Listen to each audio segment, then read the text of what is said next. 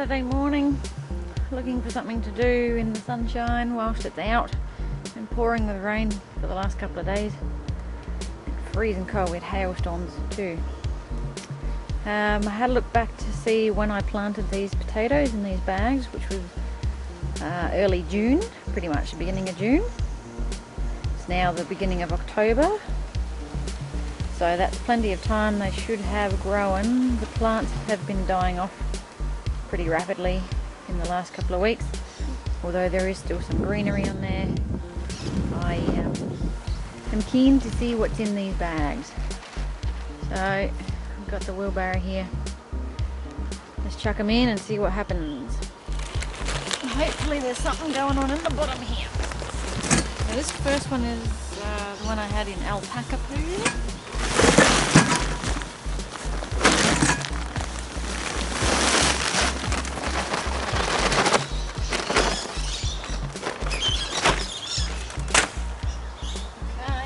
A couple in there at least. Here we go, let's see how we do. There's the original. Not much left of that. The lilies. Here's number one.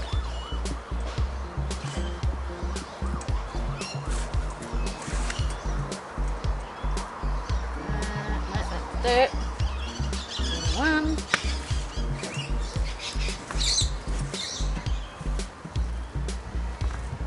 This is cocoa, mainly cocoa peat, some soil, alpaca poo. Ooh, great big fat worm. And another one. Oh, there's a nice one. Not too bad. Look out, little wormies, I'm coming in. Leaves here. Sirens going up again. Could be the ambulance. There's some more. Now, I don't know what variety these are. They were actually just potatoes that we had bought from the store. Wow, look at all the worms in there. And they started growing in the cupboard. But I didn't think to look at the package. A little bit of purple on it. Think to look at the package before I planted it. Remember to do so next time. So all this soil, I may refill these potato bags again with more potatoes. We're only just coming into summer, it's spring now. I should have time to plant more. There's a little one, where'd you go? The weeny one.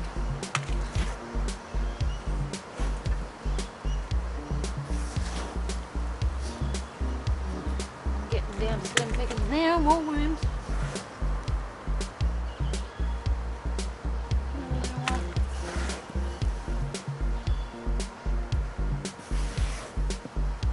A lot of soil in these bags. And I think that's about it. It's a very happy, healthy soil. And I think if I don't put them back into the bag with, well, if I do, I'll have to top them up with some more poos, fertiliser. If I don't, I will be putting it on my garden beds. Certainly help to improve the soil, especially with those worms in there. Great big fat earthworms. Okay, that's it for that bag. Okay, bag number 2. So this is the same variety of potato, but this soil had horse poo and cow poo in it. Alrighty. Treated the same way, sitting right next to the other bag. Wow.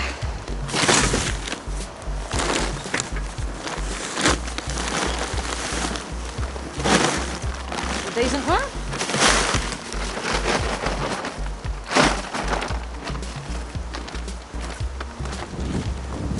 Okay, let's go. You can see the horse poo, like the straw, chaff, whatever it is they eat. That hasn't really broken down in this. It's still fairly, yeah, not yet broken down. This one doesn't feel as wet, although they were sitting right next to each other.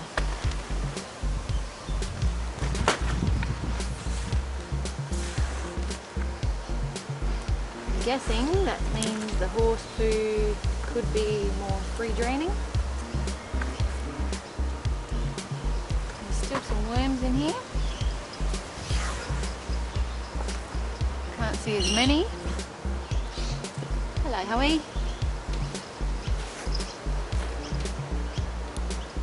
Oh, a bit of a funny colour.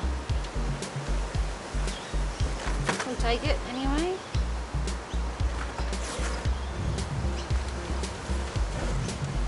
I spoke to a market gardener who produces, obviously, fruit and vegetable en masse in greenhouses probably a couple of months ago, and he explains that what they do is they add horse poo to help with the soil for its breathability, but they don't use it for food for the plants. It doesn't give much in the way of fertiliser, which I can understand when I look at the, depends on what the horse is fed, I guess, but when I look at these bags we get, it's mainly chaff, and it just seems to be fairly dry, so it's not got too many, it doesn't look to contain a great deal of yummy bits that I would consider plant food. Stone. Yeah, not getting, whoops, so many in this one, not so many worms. And what we are finding is probably smaller. I've got a couple of good ones, I think. Side by side. The ones on the left are out of the alpaca poo. Ones on the right are from the horse poo. So looking at that, we've got a couple more, I don't know, a couple more bigger ones on the horse poo, and the ones on the alpaca were just more small, but more of the same size. So I decided to use the soil from my 2 potato bags and top up this Kipfler potato bed. I'm actually a bit behind in topping it up. I should have done it a while ago. And it should do them nicely. Now looking at the plant, they look pretty healthy. I think you would agree. The leaves look well formed. They were quite bushy. You couldn't see any gaps in this until I flattened them with the soil. I don't see any issues with them, but as I am putting the soil in here, these stems are very, very brittle. They break really easily. So I went and had a little bit of a search online to see if that was an issue. Seems possibly could be a boron deficiency, but not really, because they state that if that's the case, the leaves will thicken and the edges of the leaves will curl up, which mine aren't doing. I was thinking that yes, because I'm using cocoa peat, it probably doesn't have the same natural chemicals and nutrients in it that regular soil does. So possibly there could be some deficiencies there. But I have added this soil now, and there was some actual soil in with the cocoa peat. It wasn't just pure cocoa peat. So hopefully by adding this now, which is all, oh, there's a nice little bug. Oops, gone. Yeah, it should help them. I can't remember when I grew them last year if the stems were brittle then as well. I don't think so, but they still produced okay. What are you doing, Jem? Do you love that pot? Do you? Do you love it? I love this pot. It's my pot. Dog probably piddled on it. Yeah, so now we wait for the unveiling and harvesting of the kipflers, which will be a couple of months yet. Whilst we're on the topic of spuds, these were the desiree seed potatoes, which I put in the containers. They've taken some time to grow, but they're finally poking their heads through. They're looking pretty healthy. The soil in this one was the same mix that I put in the garden beds, which is the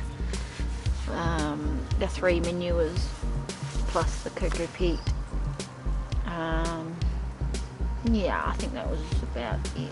Whilst we're updating tubers, this is the tub that I put the Jerusalem artichokes in, and there are a number of little stalks coming through. And I looked on the packet afterwards, and after seeing Jihad Acadian's video again showing his Jerusalem artichokes, these guys are going to get pretty tall. Hopefully they'll be okay in this little tub. I do have the others in here in this big barrel, and these are coming up as well. They should be happy in this mix. Plenty of poo in here. So I do see all the stalks coming through. I don't remember where I planted them all. Plenty of mulch from the tree. There's one. And I managed to keep the chickens out of it so far. With this one, we've just got the shovel sitting over here for now. And we put that over there for this one. I'm guessing if these guys grow, you know, a metre tall, it's gonna shade out my chilli bush, the 4-year-old, which is growing back. It didn't give us hardly any chilies last year, so I've given it a good prune. We'll see how it goes.